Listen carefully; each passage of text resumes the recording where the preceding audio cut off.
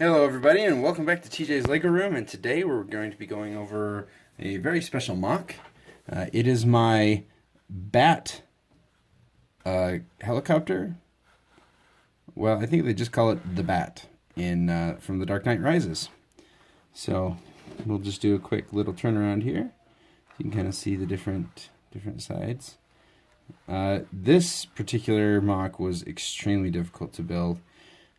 There are so many angles on this thing. It's crazy. It actually is pretty. It's pretty fragile. I liked my MOCs to be quite a bit more substantial and to be able to hold together on their own. But just to get the angles and everything correct for this thing, it was just really needed to be as fragile as it turned out to be. I mean, it's not super fragile, but you know,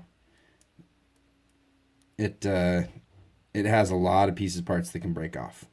So what we'll do is I'll just go ahead and start with. I mean, everybody knows, or if you're looking at this, you probably know what the Bat is.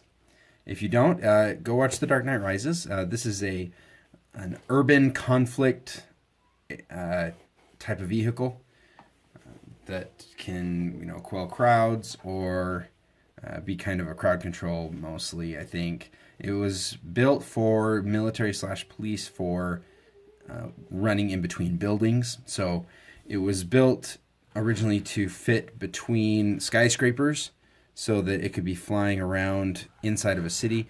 Unlike helicopters, which actually have a very difficult time flying around in a city.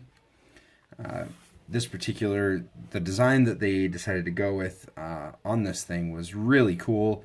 It's kind of like an upside down helicopter. It's got some fan blades underneath it. You can actually kind of see them right here. Those actually do rotate. I'll show you that in just a little bit. But it also was supposed to prevent the circulation of air like most helicopters do. When a helicopter sits in one place for too long, it swirls the air way too much, and then the helicopter will just plummet to the ground. But this was supposedly designed to prevent that from happening.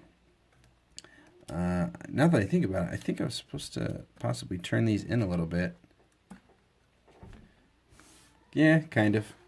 So to me, it looks like some sort of a lobster or crustacean of some kind that kind of floats through the water. And more swims than anything.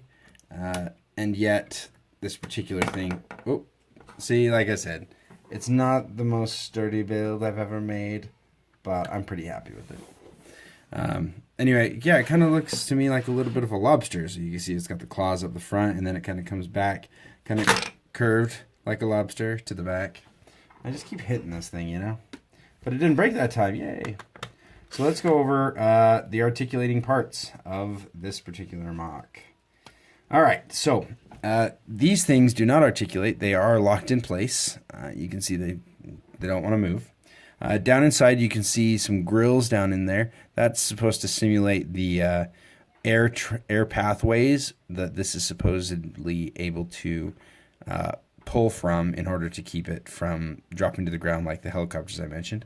So the air is supposedly sucked in through here and through the back, and then down underneath we see it's got kind of a skeleton rib cage that is supposed to simulate the continuation of those grills, and then it's got these two propellers which actually spin together when you turn one of them.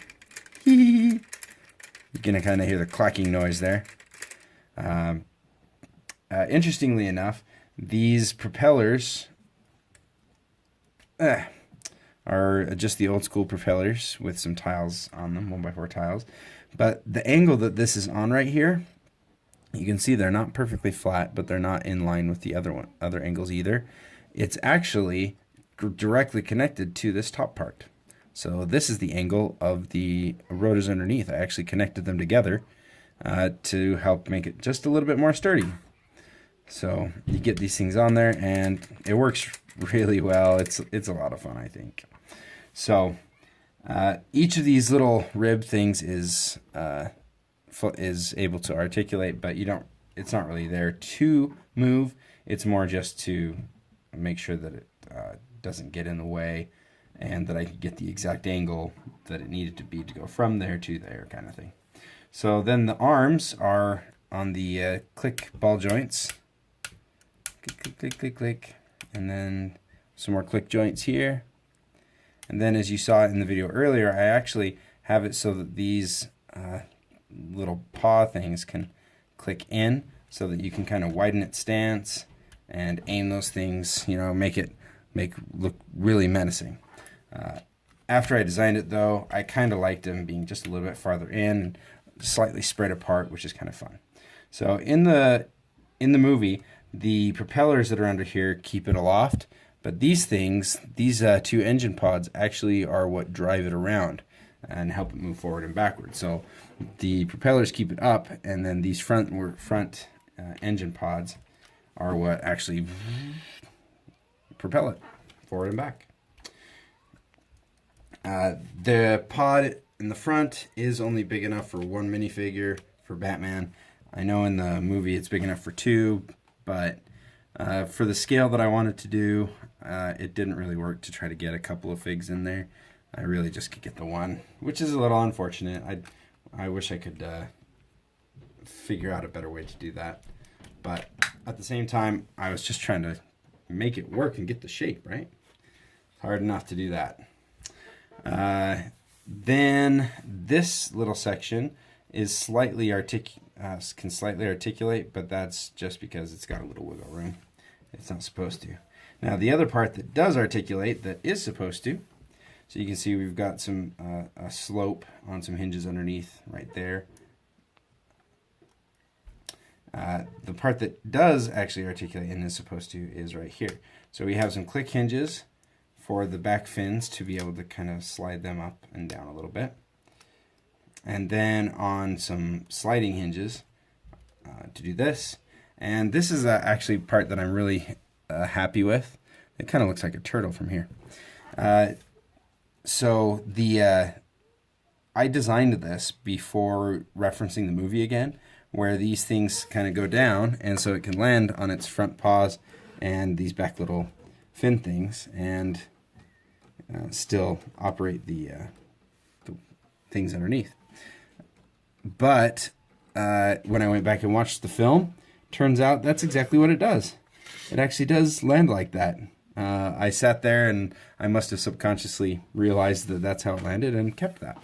So I'm pretty happy. Pretty happy that it does that. So then you take these up, and then you can play around with it and fly around with it. Like I said, it is a little bit more fragile, but I mean, it still works pretty good. You can still... Super swooshable. Super swooshy.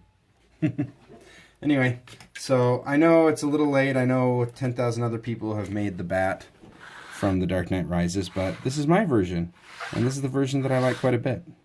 One of the reasons I'm really happy with this is my use of the collectible minifig plates across the top and some of the details on the sides. You can see right here, there's actually one right under there to give some smooth detailing. And then on the back, those pieces actually work pretty good, and they don't look bad on the finished product. So the problem was I wanted to use a bunch of these, but these were the only two that I had at the time.